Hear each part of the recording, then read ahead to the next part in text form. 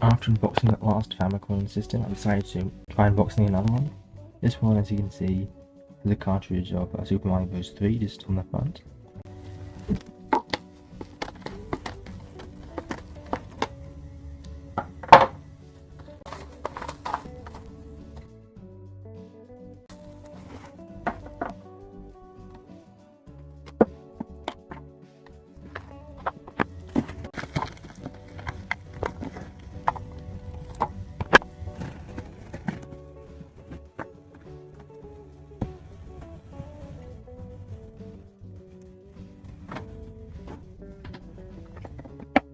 So taking it out of the packaging now, at least the bubble wrap. And this one is volume 4. What I know about these ones were released after 2003 to capitalize on the patents for the Famicom expiring, which allowed them to basically produce as many as they wanted without license. Assuming they didn't use any pirated software for it, which of course has a much longer term because copyright as opposed to patents. So I know there's a series of these that are released, all different ones, as well as some actual cartridges for these that were of course regular Famicom cartridges. And there was multi-cart, so they had multiple games on them. On here it looks like these are wireless controllers, although at the back I'll show you that they're definitely not. It says that it's compatible with Famicom games and tells you what it's got. It looks like it's got a sort of joystick type pad instead of a D-pad. Although the first one's only, whether the ones I unboxed in the last video had a 4-way, 4 different buttons as opposed to a proper D-pad. It's got 2 A buttons, 2 B buttons. I'm going to assume they're not just an A and a B. Like one of them a turbo button and the other one's just regular button. Looks like for whatever reason they decided to put a light in it. And it is a stun select right on the controller, although in a sort of radial fashion around the what looks like a light as opposed to 2 buttons next to each other on the controller. It also has a red light on the front of the console, and the power and reset buttons are arranged similar to these buttons on here. And it's got the controller port at the back, and there's the controller ports, cartridge port at the back, and there's the controller ports sort of at the front, the same way the previous console unbox did. So here's a picture of some of the other variants. This just looks like it's different colours, so different red, silver, black, blue and white. This is volume 4, and there are other volumes as well, which I believe come with different built-in games. I think this one also has built-in games. As you can see, this one does have wired controllers, not wireless. It sort of looks like on the front. As you can see, this one is made in China. So I'll have to open this one up. I'll lift that up. And this one's in polystyrene. So not just cardboard, like the previous one.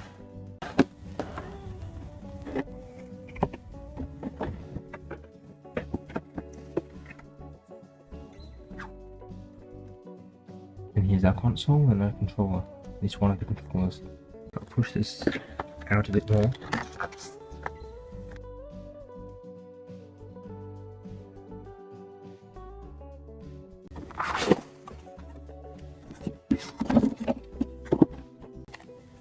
And here's one of the controllers. Behind the clear plastic, you can see that there is this LED sticking out, and you can see the circuit board actually inside it. It's a bit easy to move this, a bit more so than I normally like. Normally like this to be a bit firmer. These buttons are being quite decent. It seems to have the regular attachment for controllers. It's got much power on it. It's got a sense in a more barrel jack. But just a AV cable. This only has 2 instead of 3. I think the previous one did, so it has 1 audio channel and 1 video channel. Let's try taking this one out.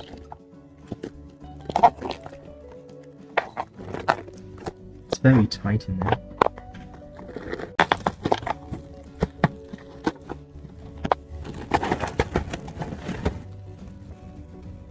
the system. So this one's definitely been used before. As you can see, there's some scratch marks, just the cartridge just goes in, and it's also a bit dusty. So at least it's good that it came with all the original plastic around the, at least around the console. But I imagine originally the controls and other accessories probably would have had them as well. This one seems to match up a lot than the last one did. They seem to actually fit together. I'll just grab a game, see what it's like putting the cartridge in.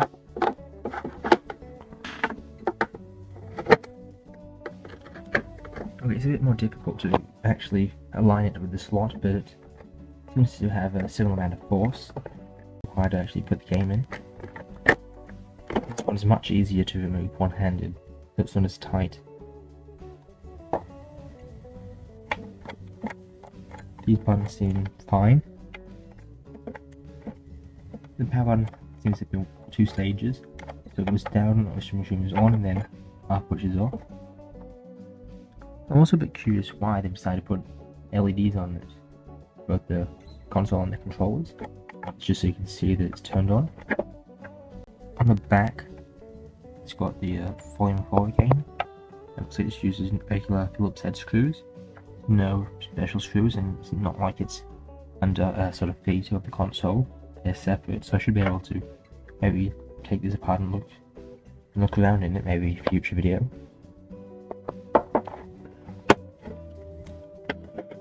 I'll try plugging it and using this cable from the previous console.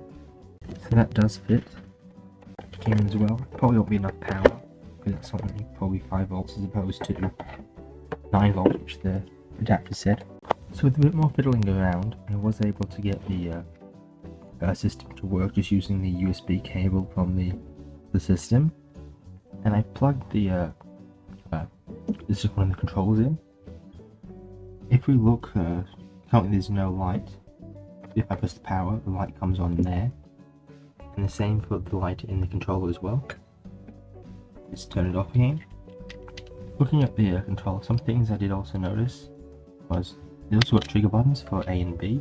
So I assume that probably is just a turn away to press A and B, and not like a turbo button, or maybe it is, who knows. But there's also some, looks like some burn marks almost. I'm not sure what would have caused that. We've also on the cord got bits of styrofoam where it sort of melted onto the cord. And it's got some grips as well. So I'll try turning it on and then we'll have a look at it. I've set this one up as well, just so this will display the game. So without a cartridge, let's turn it on. There we go. It's just displayed this, so it looks like it's got 7 built-in games. I'm not sure why those numbers are coming up, what they could possibly mean. So it goes up and down quite well. Left and right don't do anything on this menu. So select just takes you back to the menu. I'll try resetting the console, see what happens. Let's look. Stop, yes it does. I don't think that those were coloured like that before. Maybe they were. It's got some nice graphics of space out there. So let's try Tiny Toon, which I'm going to choose. Maybe it's Tiny Toon's Adventure.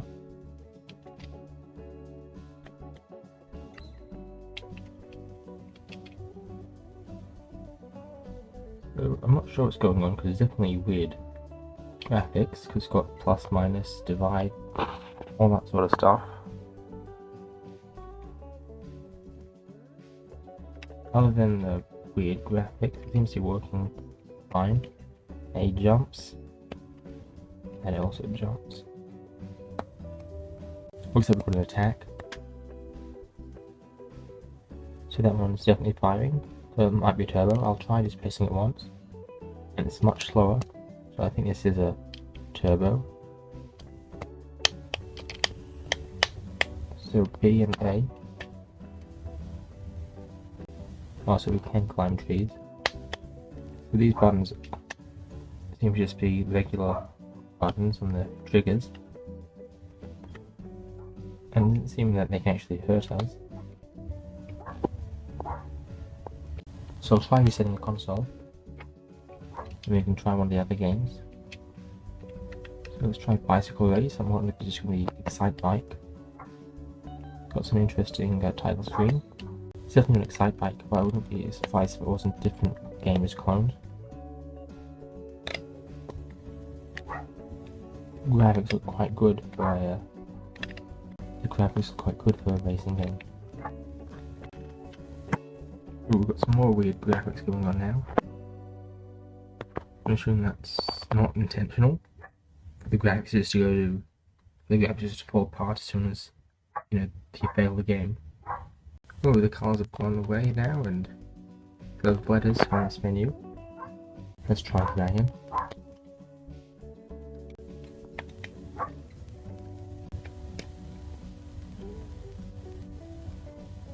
Page 1. Oh, that's a clone of Snake.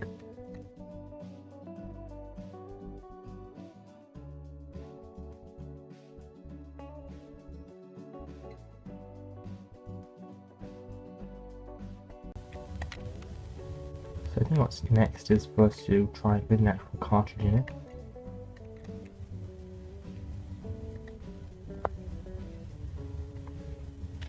So I'll try just popping a cartridge in.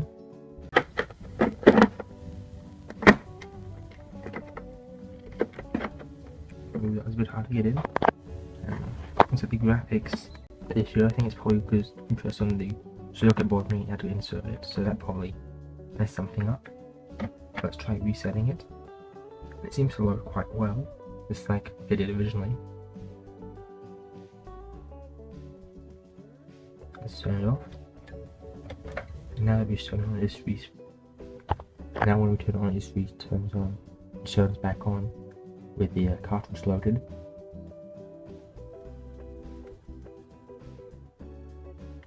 So it doesn't load back to the other menu. I think it's quite good because cartridge games load almost instantaneously. I'll press the restart button and just like that the whole game's loaded. I'm a bit interested to see what will happen if I just hold the reset button down. It goes to this screen. Let's see what happens if we remove the cartridge while the game's playing.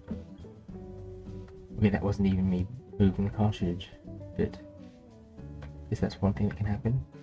So I'm wiggling the cartridge out. I think graphics getting messed up. I think that's because it has to keep calling the cartridge to check the actual data for the sprites, or at least tiles. Which I'm guessing that is what this is. Let's try resetting it. Ooh, and now it's sort of all weird graphics. Let's try again. It's back to normal.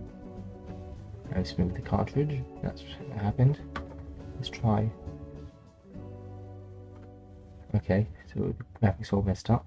Okay, so I think it is sort of loading up properly just with graphics messed up because of the clouds, the water at the bottom.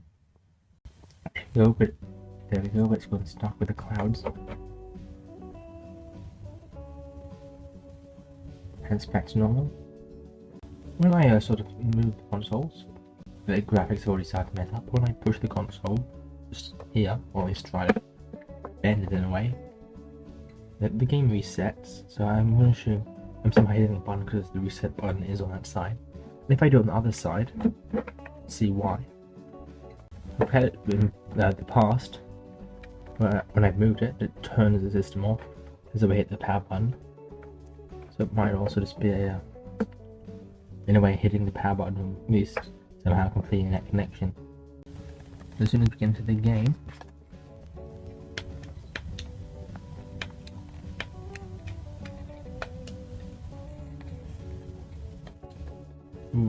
I haven't touched it yet, but it looks like the graphics on the clouds already messed up because I assume it's not supposed to have white squares in there and a V. So here's some graphics so we can try experimenting. I'm going to try touching the cartridge lightly. And yeah, that was pretty quick. None of the buttons do anything now. Jiggle a bit more. And as I sort of move it a bit closer, graphics get progressively more and more distorted. Here's a copy of my version 3 that came with the console. I've already cut the back plastic just so it's a bit easy to open. So get rid of that. I'll just sort of tip it out onto the box.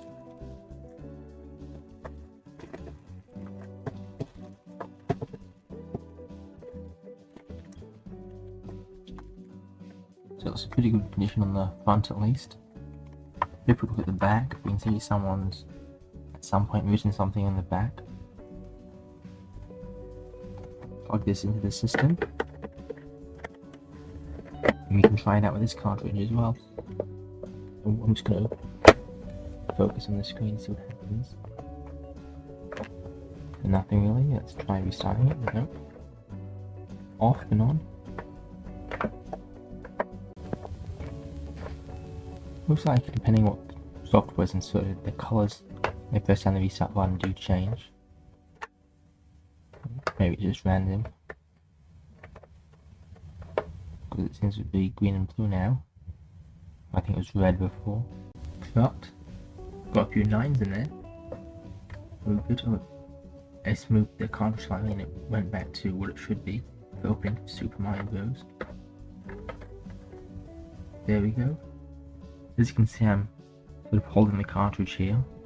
And if I let go, it all goes not very well. Let's move the cartridge a bit and the graphics all glitching.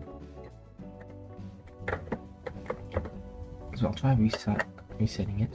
There we go. Don't have to hold the cartridge anymore. And put the controller. Let's go start. Let's go start. And here we go. I did the first combo, that's not very good. Just I'm trying to do this one-handed.